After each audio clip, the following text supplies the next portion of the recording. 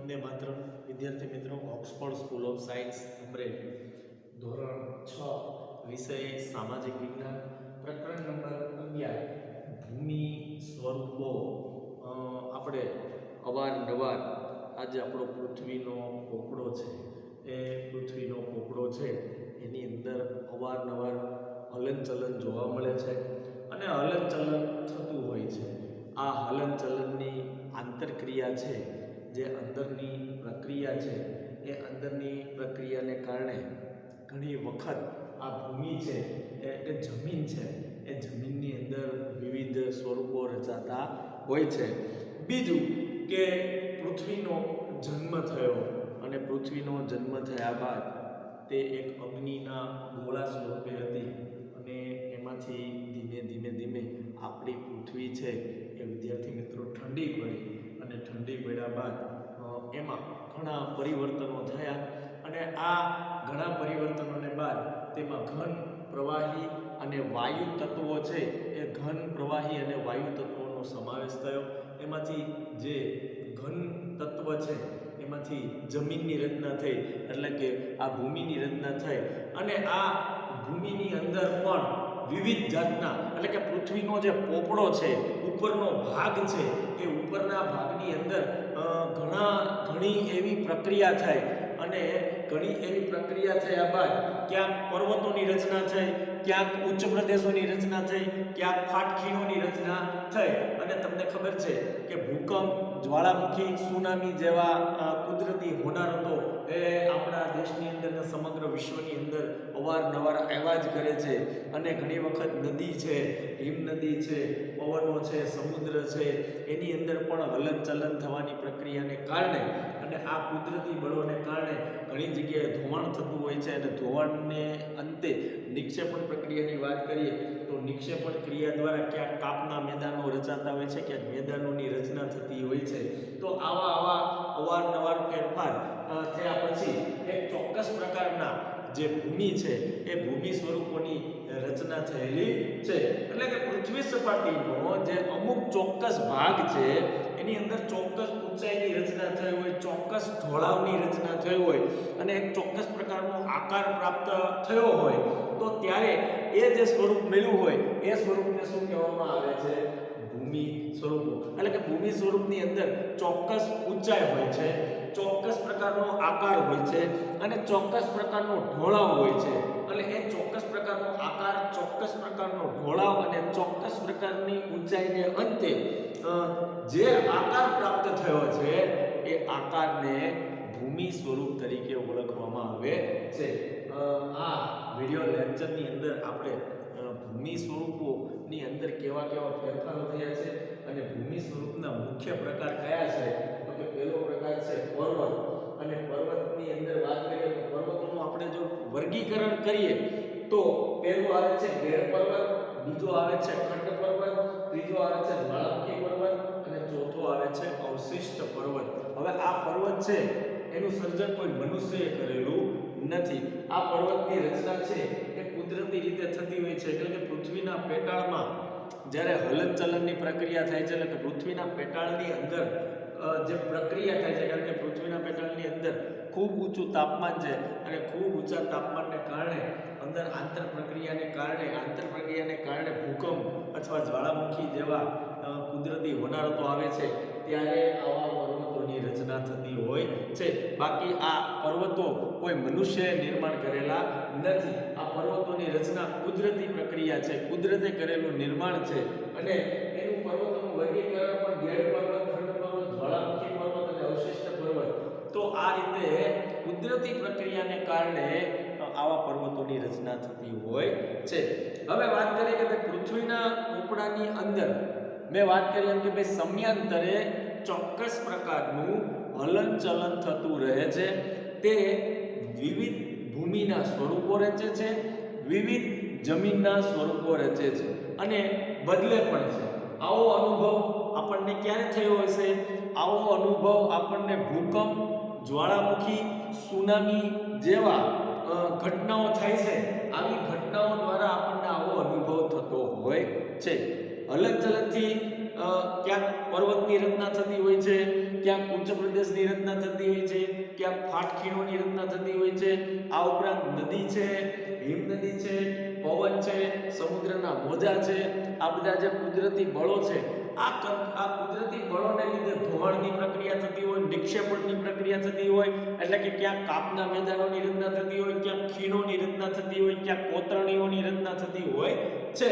તો આવી રીતે કુદરતી પ્રક્રિયા દ્વારા ભૂમિના ચોક્કસ પ્રકારના સ્વરૂપો નક્કી કરવામાં આવ્યા છે, જેમાંનું આજે આપણે ભૂમિના મુખ્ય પ્રકાર છે એ ભૂમિના મુખ્ય પ્રકારની અંદર આપણે પહેલો પ્રકાર ભણવાનો છે પર્વત.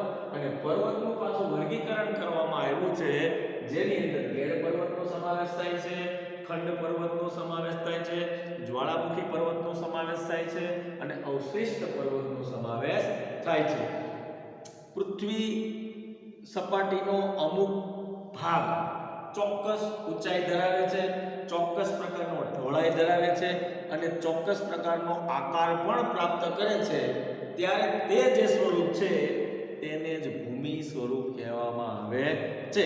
હવે આ ભૂમિ સ્વરૂપના મુખ્ય પ્રકાર તો કે કોઈ પણ પ્રદેશ હોય, કોઈ પણ પ્રદેશની ઊંચાઈ પ્રમાણે જમીન ભાગોને, જે જમીનના ભાગ છે એ જમીન ભાગોને પર્વત, ઉચ્ચ પ્રદેશ, મેદાન વગેરે નામથી ઓળખવામાં આવે છે. જેમાં પહેલું છે પર્વત, એટલે ઇંગ્લિશમાં કહેવામાં આવે છે માઉન્ટેન. સમુદ્ર સપાટીથી લગભગ 900 મીટરથી વધુ ઊંચાઈ ધરાવતા તેમજ ઓછા કે તીવ્ર ઢોળાવ અને સાંકડા શિખર ધરાવતા વિસ્તારને આપણે પર્વત તરીકે ઓળખીએ છીએ. હવે પહેલું માપ શું તો કે ભાઈ સમુદ્રની સપાટીથી માપીએ તો સમુદ્રની સપાટીથી લગભગ 900 મીટરથી વધુ ઊંચું, 900 મીટરથી વધુ ઊંચાઈ ધરાવતા તેમજ ઓછા કે તીવ્ર ઢોળાવવાળા અને સાંકડા શિખરવાળા, પર્વતની ટોચ છે ત્યાં શિખર હોય છે, એ જે કોણીવાળો ભાગ છે ને શિખર તરીકે ઓળખવામાં આવે છે. તો ઓછા કે તીવ્ર ઢોળાવ અને સાંકડા શિખરો ધરાવતા વિસ્તારને પર્વત તરીકે ઓળખવામાં આવે છે. પૃથ્વીના પેટાળમાં ભૂકંપ આવે છે, જ્વાળામુખી આવે છે, તો ભૂકંપ અને જ્વાળામુખી જેવા કુદરતી બળોની ક્રિયા થાય છે, પ્રતિક્રિયા થાય છે, આંતરક્રિયા થાય છે. આ પ્રતિક્રિયા, આંતરક્રિયા અને જે બળોની વિવિધ ક્રિયા છે એને કારણે આ પર્વતોનું નિર્માણ થતું હોય છે. આ પર્વતોના ઉદ્ભવ અને વિકાસમાં એકથી વધુ ક્રિયાઓ અને બળોની અસર જોવા મળે છે. તેથી પર્વતો તેના વિવિધ પાસાઓના સંદર્ભમાં એકબીજાથી અલગ જોવા મળે છે. મેં શરૂઆતમાં જ વાત કરી એ રીતે કે ભાઈ આ પર્વતોની રચના કઈ રીતે થાય તો કે પૃથ્વીનું જે પેટાળ છે એ પૃથ્વીના પેટાળની અંદર ભૂકંપ આવે છે, ક્યારેક જ્વાળામુખી આવે છે અને એની અંદર જે આવા કુદરતી બળોની ક્રિયા થાય છે, બીજું આવી કુદરતી પ્રતિક્રિયા થાય છે અને આંતરક્રિયા થાય છે. હવે આ આંતરક્રિયા છે એ આંતરક્રિયાને કારણે જ આ પર્વતોનું નિર્માણ થતું હોય છે. એટલે કે પર્વતોનો ઉદ્ભવ થાય, પર્વતોનો વિકાસ થાય, તો આ ઉદ્ભવ અને વિકાસમાં ચોક્કસ પ્રકારના કુદરતી બળોની અસર જોવા મળે છે. જો આપણે પર્વતોનું વર્ગીકરણ કરીએ તો નિર્માણ પ્રક્રિયાના આધારે પર્વતોના 4 વિભાગમાં વહેંચવામાં આવે છે. પહેલું છે ગેડ પર્વત, બીજું છે ખંડ પર્વત, ત્રીજું છે જ્વાળામુખી પર્વત અને ચોથું છે અવશિષ્ટ પર્વત. એટલે કે એનું જે નિર્માણ થયું છે, એની જે રચના થઈ છે, એ રચનાને આધારે આપણે જોઈએ તો આપણા વિશ્વની અંદર 4 પ્રકારના પર્વતો આવેલા છે. હવે આ 4 પ્રકારના પર્વતોનું વર્ણન આપણે આજના વિડિયો લેક્ચરમાં કરવાનું છે. જેમાં પહેલું છે ગેડ પર્વત, જેને ફોલ્ડ માઉન્ટેન કહેવામાં આવે છે. તો કે એની વાત કરીએ તો મોટે ભાગે સમુદ્ર તળિયાના પ્રદેશો કે જળાશયોના તળિયે એકત્ર થયેલા નિક્ષેપમાં બંને બાજુથી દબાણ આવતા કરચલીઓ કે ગેડ પડે છે, તેના ઉર્ધ્વ વળાંકને આપણે શિખર તરીકે અને અધો વળાંકને ખીણ કે તળેટી સ્વરૂપે જોઈ શકીએ છીએ. એટલે કે બંને બાજુથી જ્યારે દબાણ આવે છે, એ બંને બાજુથી દબાણ આવે એટલે એનો જે ભાગ છે એ તો કરચલી જેવો બની જાય છે અથવા તો ગેડ જેવો બની જાય છે, અને જેનો જે ઉર્ધ્વ વળાંક છે એ ઉર્ધ્વ વળાંકને આપણે એક કયા નામથી ઓળખીએ છીએ? તેના ઉર્ધ્વ વળાંકને આપણે શિખર તરીકે ઓળખીએ છીએ, અને જે એનો અધો વળાંક છે એ અધો વળાંકને આપણે ખીણ અથવા તળેટી સ્વરૂપે ઓળખીએ છીએ. હવે એશિયામાં કઈ જગ્યાએ આવા પર્વતો આવેલા છે, ગેડ પર્વતો? કે એશિયાની અંદર હિમાલય એ આપણું ગેડ પર્વતનું ઉદાહરણ છે. આપણા ભારતની અંદર જે હિમાલય પર્વત આવેલો છે એ ગેડ પર્વતનું ઉદાહરણ છે. ત્યાર પછી યુરોપની વાત કરીએ તો યુરોપમાં આલ્પ્સ નામની જે પર્વતમાળા છે એ પણ ગેડ પર્વતનું ઉદાહરણ છે. ઉત્તર અમેરિકામાં રોકીઝ નામની જે પર્વતમાળા છે એ પણ ગેડ પર્વતનું ઉદાહરણ છે. દક્ષિણ અમેરિકામાં જે એન્ડીઝની પર્વતમાળા છે એ પણ ગેડ પર્વતનું ઉદાહરણ છે. દક્ષિણ અમેરિકામાં જે એન્ડીઝ પર્વતમાળા છે એ દુનિયાના મુખ્ય ગેડ પર્વતના ઉદાહરણ છે. તો વિદ્યાર્થી મિત્રો આપણે જોયું કે ભાઈ બંને બાજુથી દબાણ આવે અને બંને બાજુથી દબાણ આવતા કરચલીઓ કે ગેડ જેવી પર્વતની રચના થાય છે, અને તેના ઉર્ધ્વ વળાંક છે એનો આપણે ઉર્ધ્વ વળાંકને શિખર તરીકે ઓળખીએ છીએ, અને એનો જે અધો વળાંક છે એ અધો વળાંકને આપણે ખીણ કે તળેટી તરીકે ઓળખીએ છીએ. અને આવા પર્વતો આખા વિશ્વની અંદર કઈ કઈ જગ્યાએ આવેલા છે, અને આવા પર્વતો છે એ સમગ્ર વિશ્વની અંદર અને ભારતની અંદર કઈ કઈ જગ્યાએ આવેલા છે તેનું મેં પણ તમને ઉદાહરણ આપ્યું. આપણે ફરી વાર જોઈએ ભાઈ એશિયા છે તો એશિયાની અંદર હિમાલય નામનો જે પર્વતમાળા છે એ ગેડ પર્વતનું ઉદાહરણ છે. ત્યાર પછી યુરોપની અંદર જોઈએ તો આલ્પ્સની પર્વતમાળા છે એ પણ ગેડ પર્વતનું ઉદાહરણ છે. ઉત્તર અમેરિકામાં રોકીઝ અને દક્ષિણ અમેરિકાની અંદર એન્ડીઝની જે પર્વતમાળા છે એ ગેડ પર્વતનું ઉદાહરણ છે. ત્યાર પછીનું બીજા નંબરનો જે પર્વત છે એ છે ખંડ પર્વત. ભૂગર્ભિક બળોને લીધે, એટલે કે જે જમીન છે ભૂગર્ભ છે એ ભૂગર્ભની અંદર જે બળો છે એ બળોને લીધે બે ભૂમિ સ્તરો પર ખેંચાણ બળ લાગે છે ત્યારે તેમાં કાં તો તિરાડ પડી જાય છે અને કાં તો ફાટ પડી જાય છે. આથી આજુબાજુનો ભાગ બેસી જાય છે અને વચ્ચેનો ભાગ કેવો રહે છે? આજુબાજુનો ભાગ બેસી જાય, વચ્ચેનો ભાગ સ્થિર રહે, તો તે ખંડ પર્વત, અને નીચે બેસી જતા ભાગમાં ફાટ ખીણ રચાય છે જેને ખંડ પર્વત તરીકે ઓળખવામાં આવે છે. એટલે કે આ પર્વતની રચના કઈ રીતે થાય છે? તો કે પૃથ્વીનું જે પેટાળ છે ભૂગર્ભ છે એ ભૂગર્ભની અંદર અમુક કુદરતી બળોની અસરને કારણે જે ભૂમિ સ્તર છે, જમીનનું જે સ્તર છે એ જમીનના સ્તર પર ખેંચાણ બળ લાગે છે અને એમાં અચાનક તિરાડ કે ફાટ પડી જાય છે. આથી આજુબાજુનો ભાગ શું થાય? આજુબાજુનો ભાગ છે એ એકદમ બેસી જાય છે અને વચ્ચેનો ભાગ કેવો રહે છે? વચ્ચેનો ભાગ એકદમ સ્થિર રહે છે. તો તે એ સ્થિર રહેનારો જે ભાગ છે એ, અને જે ત્યાર પછી જે પર્વતની રચના થાય છે એને જ કહેવામાં આવે છે ખંડ પર્વત. અને નીચે જે બેસી ગયેલો ભાગ છે એ શેમાં રચાય છે? અને નીચે જે બેસી ગયેલો ભાગ છે એ ફાટખીણ તરીકે રચાય છે. હવે આવા પર્વતનું ઉદાહરણ કઈ કઈ જગ્યાએ આવ્યું? તો કે જર્મનીની અંદર જાઓ તમે તો જર્મનીનો જે હોસ્ટ નામનો જે પર્વત છે એ એનું શ્રેષ્ઠ ઉદાહરણ છે. તેથી આ જે ખંડ પર્વત છે એને હોસ્ટ પર્વત પણ કહેવામાં આવે છે. તો આવા પર્વતનું ઉદાહરણ તમને જર્મનીની અંદર જે હોસ્ટ નામનો પર્વત આવેલો છે એનું શ્રેષ્ઠ ઉદાહરણ છે. ભારતમાં કઈ જગ્યાએ? તો કે ભારતમાં આવેલા નીલગિરી, સાતપુડા, વિંધ્યાચલ પર્વત એ પણ આપણા આ ખંડ પર્વતના જ ઉદાહરણ છે. અને આ ભૂગર્ભિક બળો છે, ભૂગર્ભિક બળોને કારણે આવા ખંડ પર્વતની રચનાઓ થતી હોય છે. અને એના પર જે ભૂમિસ્તર છે એ ભૂમિસ્તરની અંદર જ્યારે ખેંચાણ બળ લાગતું હોય છે ત્યારે એમાં તિરાડ કે ફાટ પડી જતી હોય છે. અને તિરાડ કે ફાટ પડી ગયા પછી તેની આજુબાજુનો ભાગ છે એ આજુબાજુનો ભાગ બેસી જતો હોય છે અને વચ્ચેનો ભાગ છે એ વચ્ચેનો ભાગ સ્થિર રહેતો હોય છે. અને આવી રીતે ખંડ પર્વતની રચનાઓ થતી હોય છે.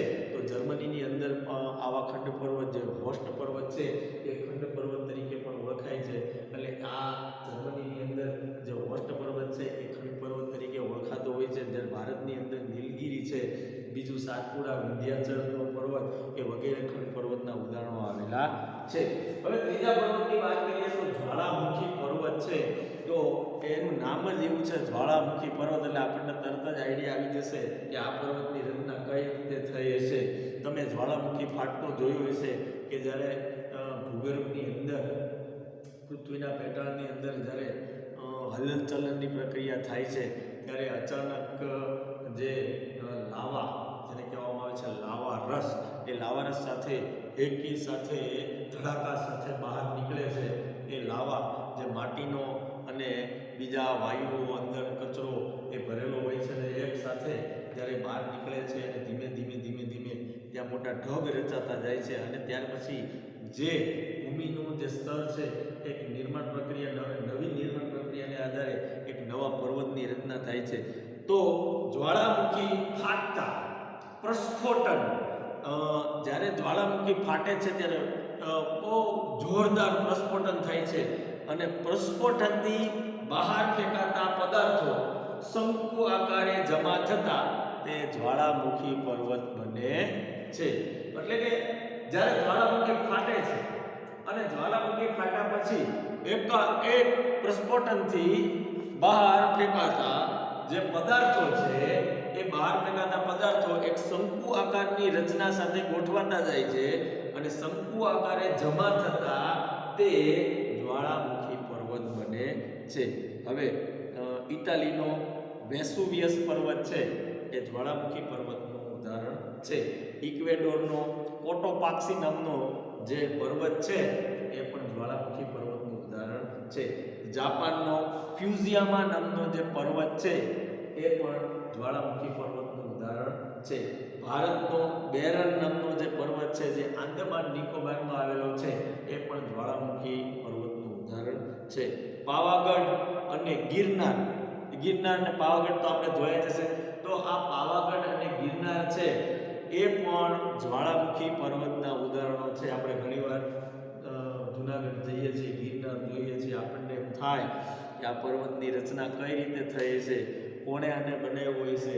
આ કોઈ મનુષ્યએ બનાવેલો નથી, પણ ત્યાં એમ કહેવાય છે કે પ્રાચીન સમયની અંદર જ્વાળામુખી ફાટેલો હતો, અને આ પાવાગઢ અને ગિરનાર છે એ જ્વાળામુખી પર્વતના ઉદાહરણો છે. ત્યાર પછી આવે છે અવશિષ્ટ પર્વત. તો ઘસારાના કુદરતી બળો સામે ટકી રહેતા શેષ ભાગોમાંથી અવશિષ્ટ પર્વત બને છે. હજારો વર્ષોથી પોચા ખડકો ઘસાઈને વહી જાય છે, તથા નક્કર ખડકમાંથી બનેલ ભૂમિભાગ ઊંચા ભૂમિખંડ તરીકે ટકી રહે છે, તેને જ અવશિષ્ટ પર્વત કહે છે. ભારતમાં અરવલ્લી, નીલગિરી, પારસનાથ, રાજમહલ તથા પૂર્વઘાટ અવશિષ્ટ પર્વતના ઉદાહરણો છે. તો કે જ્યારે ઘસારાને કારણે જે કુદરતી બળો છે, એ કુદરતી બળો સામે ટકી રહેતા જે શેષ ભાગ છે, એ શેષ ભાગમાંથી અવશિષ્ટ પર્વતનું નિર્માણ થાય છે. અને હજારો વર્ષોથી વાત કરીએ તો હજારો વર્ષોથી જે પોચા ખડકો છે, પથ્થરો છે, એ ઘસાઈને વહી જાય છે, એટલે કે એનો નિકાલ થઈ જાય છે. ત્યાર પછી નક્કર ખડકમાંથી જે બનેલ ભૂમિભાગ છે એ ઊંચા ભૂમિભાગ તરીકે રહી જાય છે, ટકી રહે છે, તેને જ અવશિષ્ટ પર્વત કહે છે. એટલે કે જે પોચા ખડકો છે, પોચા પથ્થરો છે, એ ઘસાઈ જાય છે, અને ઘસાઈને એ વહી જતા હોય છે, અને જે નરમ ખડક છે એ ટકી રહે છે, અને નરમ ખડક જે ટકી રહે છે તેને જ અવશિષ્ટ પર્વત તરીકે ઓળખવામાં આવે છે. અને ભારતની વાત કરીએ તો ભારતની અંદર અરવલ્લી છે, નીલગિરી છે, પારસનાથ છે, રાજમહલ છે તથા પૂર્વઘાટ છે, આ બધા જ અવશિષ્ટ પર્વતના શું છે? આ બધા જ અવશિષ્ટ પર્વતના ઉદાહરણ છે. તો વિદ્યાર્થી મિત્રો, ફરીને આપણે થોડી વાત કરી લઈએ કે આજના વિડીયો લેક્ચરની અંદર આપણે જે કાંઈ કર્યું તેની વાત કરીએ તો ભૂમિ સ્વરૂપના મુખ્ય પ્રકારની આપણે વાત કરી, જેની અંદર પર્વત છે.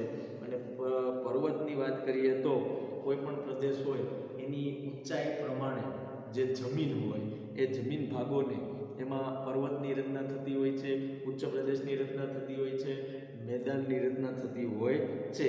અને પર્વતની વાત કરીએ તો સમુદ્રની સપાટીથી 900 મીટરથી વધુ ઊંચાઈ ધરાવતા તેમજ ઓછા કે તીવ્ર ઢોળાવ અને સાંકડા શિખરો ધરાવતા જે વિસ્તાર છે એ સાંકડા શિખરો ધરાવતા વિસ્તારને આપણે શું કહીએ છીએ? પર્વત કહીએ છીએ. હવે પૃથ્વીના પેટાળમાં અવારનવાર આવા કુદરતી બળોને કારણે, આંતરક્રિયાઓને કારણે અથવા તો પ્રતિક્રિયાને કારણે અવનવા ફેરફારો થતા હોય છે અને અવનવા ફેરફારોને કારણે આવા પર્વતોની રચના થતી હોય છે. આ પર્વતોનો ઉદ્ભવ થતો હોય છે, આ પર્વતોનો વિકાસ થતો હોય છે. એમાં એકથી વધુ ક્રિયાઓની વાત હોય છે અને એકથી વધુ બળોની પણ અસર જોવા મળે છે, જેની અંદર આપણે વાત કરી હતી ગેડ પર્વત, ખંડ પર્વત, જ્વાળામુખી પર્વત અને અવશિષ્ટ પર્વત. તો આ પર્વતોની વાત કર્યા પછી આ પર્વતોનું કંઈક મહત્વ પણ છે. તો કે આ પર્વતો છે એ આપણા દેશની અંદર કે કોઈ પણ પ્રદેશની જે સીમા છે એ સીમાની ચોક્કસ પ્રકારની સરહદ પણ નક્કી કરે છે. જેમ કે આપણો હિમાલય છે, તો એ હિમાલય છે એ આપણી સરહદે છે, તો એ આપણા સરહદે કુદરતી દિવાલ જેમ આપણું રક્ષણ કરે છે અને ઠંડા પવનથી પણ આપણું રક્ષણ કરે છે. તો આ પર્વતો છે એ ભેજવાળા પવનો રોકે છે. એ ભેજવાળા પવનો રોકાઈ જાય તો એ આપણા વિસ્તારમાં રોકાય અને આપણા વિસ્તારમાં ત્યાં વરસાદની પ્રક્રિયા રચાતી હોય છે. પર્વતો છે એ નદીઓના શું હોય છે? ઉદ્ગમ સ્થાન છે. આ બધી જ નદીઓ ક્યાંથી આવતી હોય છે? તો કે બધી જ નદીઓ છે એ પર્વતોમાંથી જ આવતી હોય છે. ગંગા છે એ ક્યાંથી આવે છે?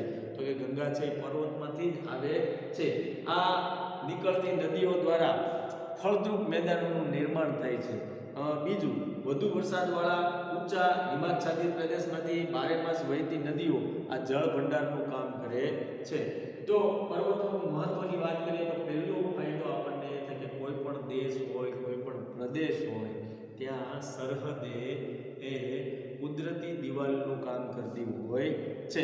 બીજું, પર્વતો છે એ ભેજવાળા પવનો રોકે છે અને ભેજવાળા પવનો રોકાય તો જે તે આપણા વિસ્તારમાં વરસાદ થાય છે.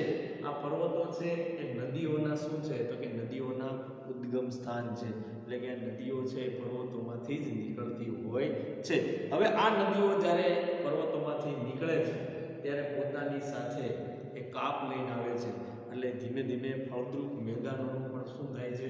ફળદ્રુપ મેદાનોનું પણ નિર્માણ થાય છે.